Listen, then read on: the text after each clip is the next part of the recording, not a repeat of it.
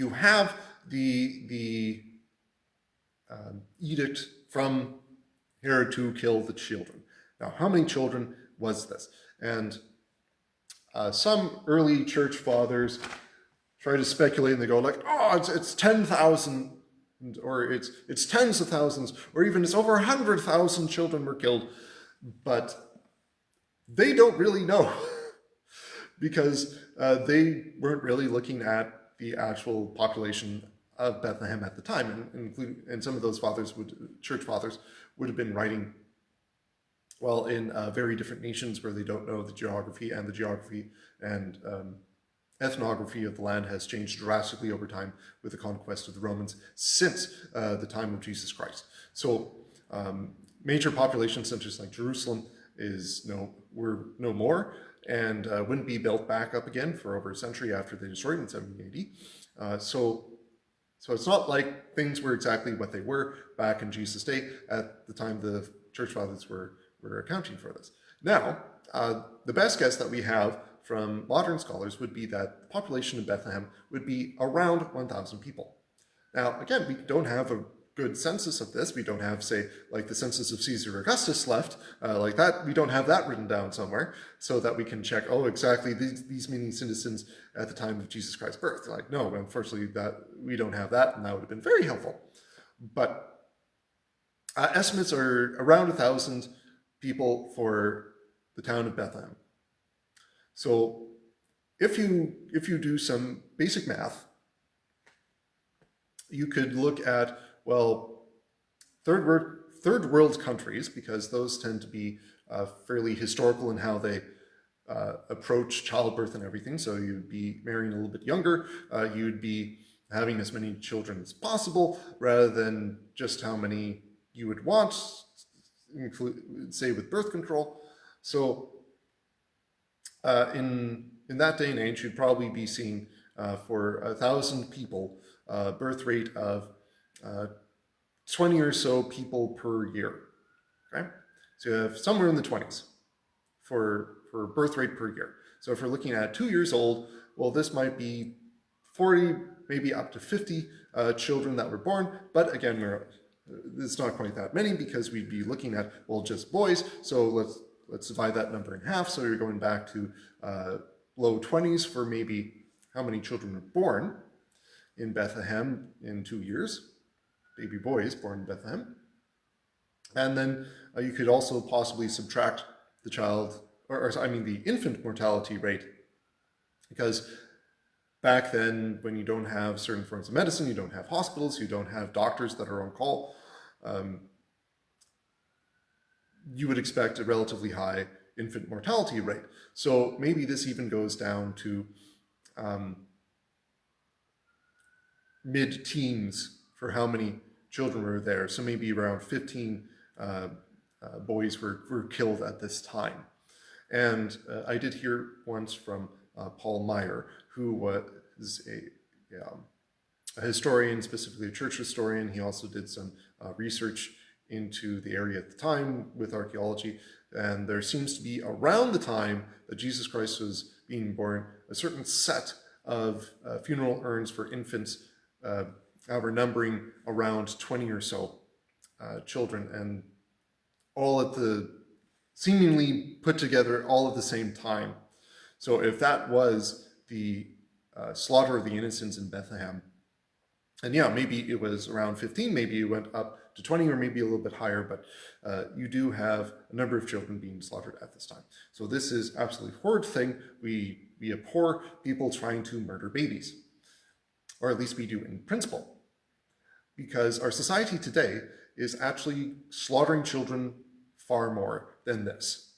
As if we're looking to, well, yes, we want to protect infants, and we do want to make sure that they get to see the light of day, that they are able to fulfill their potential as much as they can in this world. They need to actually be born first. So today, one of the unfortunate things is that people assume that somebody in the womb is less deserving of life. Now, when we're actually looking at this, a lot of people try to justify how they're viewing an unborn child by saying, well, this is just this is a non-human, this is a clump of cells, this is a parasite even. There's a whole bunch of different ways that people try to dismiss the humanity of who is in the womb. Now, every single one of us began in the womb. And that's just what it is. All of us did. Like, this is how human beings are made. It's not as though you have a clump of cells in the womb and then suddenly a giraffe pops out. No, that does not happen. It's always going to be a human being. We know exactly what's in the womb. We know exactly what we're going to get out of it. Now, of course, there are certain conditions that might occur, and this is also what people are trying to bring up. It's like, oh, well, what about people who have genetic defects or some sort of birth defect or something or other that makes them less desirable as a person? And then we go, wait a second, you think somebody is less desirable as a person because they have challenges in life? This isn't a good position to be in either. So why are we measuring people based on their utility to society?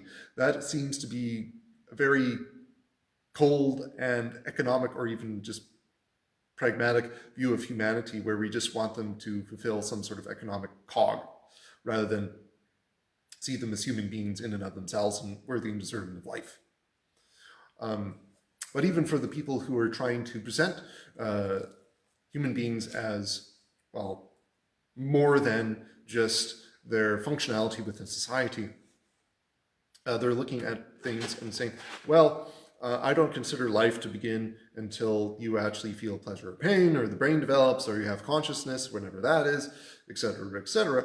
But again, it's like, well, I don't know if we should really be measuring that, because if you are, say, intentionally trying to end a clump of cells that does not have consciousness, well, they're going to eventually develop consciousness as they continue on. Like, that's how all of us began. We began in the exact same way everybody else did.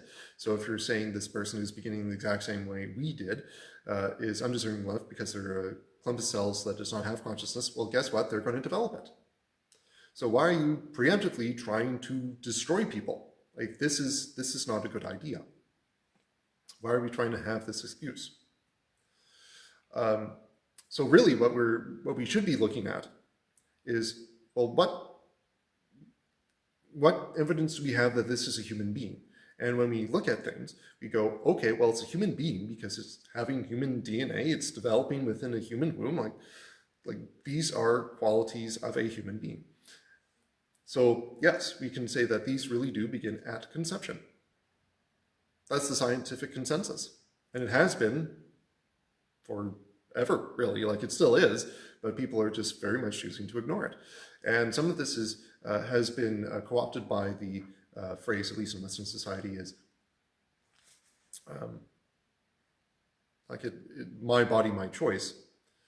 But what we're finding is that the unborn child in the womb is a completely separate body. And we can determine this because, well, they have a completely different DNA than the mother. Well, maybe not completely different, but they have a different DNA than the mother because it's sharing the DNA of the father. So this is very much a human being within the womb. Yeah? Yeah. And it is not the same body as the mother. And the mother is saying, okay, well, then I acknowledge that this is an actual human being within my womb, but it's using my womb. I didn't give it permission. Then I get to end it. It's like, well, no, actually, you did give permission implicitly when you engaged in the activity that led to the conception of that child. So you should take responsibility for your own actions, and the responsibility of your own actions means that you're taking care of other human beings. And this is also what we find in the world. If you're taking responsibility for any actions that you take, whether it is out for selfish gain or selfish pleasure, like, you are going to be affecting other people in society. That's just how things work. Say, even if you're going, well, I have a job and I just want the paycheck. Well, you're still serving your employer. So you're in connection with your employer. You're in service to any customers that business might have. You're still working as a citizen or working within a country which is demanding citizenship. So you still have to pay taxes. So there's a whole bunch of different ethical connections that you have, even if you're trying to go for a fairly selfish motive of, I just want my paycheck. Like, there's different things that you need to fulfill and you have to take responsibility for your action of getting that paycheck, which means that you have to serve multiple people in that vocation that you've taken. Yeah, like even with things that are more geared towards pleasure, let's say that you go to, well, you want to blow up some scenes, so you're going to laser tag or something, I don't know. Well, you still have to be mindful of the health and welfare of the people that are around you there. You're also just renting equipment, so you don't want to just incur a financial difficulty upon the people running that establishment, the laser emporium, whatever it's called. Because if you break that stuff, well, they need to replace it, so they're going to probably fine you an indemnity so that you would actually pay for the stuff that you've broken. Like, there are multiple ethical relationships that you have, even just for engaging in pleasurable stuff. Like, welcome to society. So when you're in connection with another human being, quite literally, for the conception of a child, you do have a responsibility to it. Now, people are going to point out the special cases, which is going to be unwanted sexual contact. So a woman being forced upon, or maybe a man being forced upon to get a child conceived by them. And that's not quite as common, but it does occur. So what about this child conceived through, well, let's say what it is, violence? So what about these children conceived in violence? Well,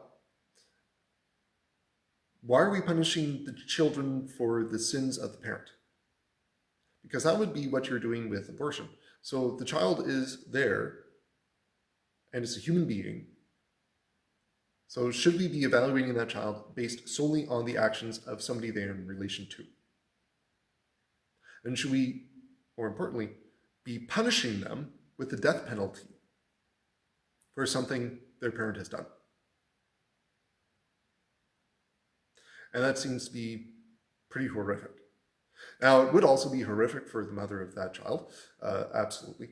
But there have actually been mothers who have been counseled and helped so that they bear that child to term, conceived in violence, and they are still thankful for that child. Now, of course, that does not excuse the action of the person who violently acted upon them, but they can still live out their ethical duty to that child. And it's not going to be easy. Absolutely not. And we shouldn't try to just gloss over things and say that it's easy, because it won't be. But we should be sympathetic to the child as well as the mother in that type of scenario. So that means trying to help them as much as we can and encourage them and give them hope. Okay. So I've gone on this a fair bit, and this is in connection to, well, Herod's action. So we find Herod's action horrific of murdering children, and we should also find today's actions of murdering children and even institutionalizing it with laws given to protect this action, even under criminal codes. Yeah, we should find this extremely horrific that we actually institutionalize the systematic destruction of human beings in the womb. I'm not even joking that this is systematic, because it literally is if you're putting this into law and protecting it under law. So what we actually find, according to World Health Organization data, is that about 73 million abortions are conducted each year in the world. 73 million. Okay. So to put this in perspective, that is about on par with the death estimates for World War II. So all the combat deaths, all the civilian deaths related to combat in World War II is equal to 1 year of abortions in the world today. Now, when you take into account that World War II took 6 years, this is even more horrific because we're speeding up the death train on all these people with a very common set of features. That is, they are in a certain location, certain form of development, and certain wantonness in society. So I would even say that, yes, killing children in the womb on par with all the deaths in World War II, including the genocidal deaths in World War II, definitely would warrant a title of genocide for the abortions done today. So we're losing entire World War II worth of people every single year due to abortion. we have to do something else. We have to try and change this, because this is far too horrific. We cannot do this. And I do want to put out the call to anybody who would be listening to this, or just thinking about abortion in general. What does this really mean? And yeah, take up the cause to defend the innocents in the womb, because they don't get to even cry out like the born children that Herod murdered. They were crying out. They could scream and plead before they died, but the unborn children are not even allowed that. They have to be exterminated so fast that they don't even get the chance to cry.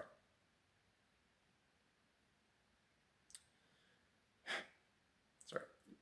This sort of thing kind of weighs on my heart.